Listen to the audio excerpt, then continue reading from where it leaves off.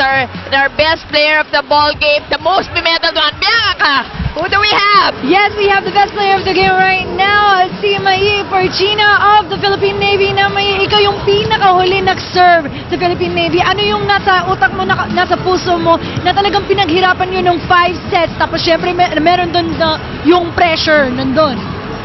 Kailangan ko silang ipasok, or kailangan ko, sabi ko, ito na yun, mananalo na kami. Kasi ngayon pa lang kami manalo, di ba?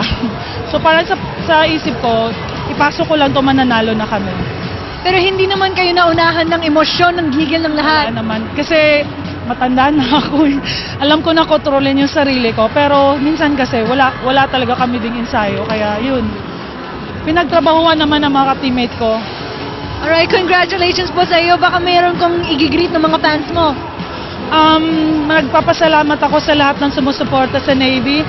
Lalo na yung mga officers and men sa Navy na walang sawang sumusuporta kahit talo kami. Pero nandun pa rin sila. Si Captain Racadio, si Sinetsi, si Sub sa NATC, si Puek, sa mga kapamilya namin, sa mga teammates ko, maraming salamat. Sa mga kaibigan ko dito, maraming salamat. Alright, congratulations. Meron kayong GCs mula sa Shakey's Fun Family Pizza. Of course, more fun with Shakey's. Let's go.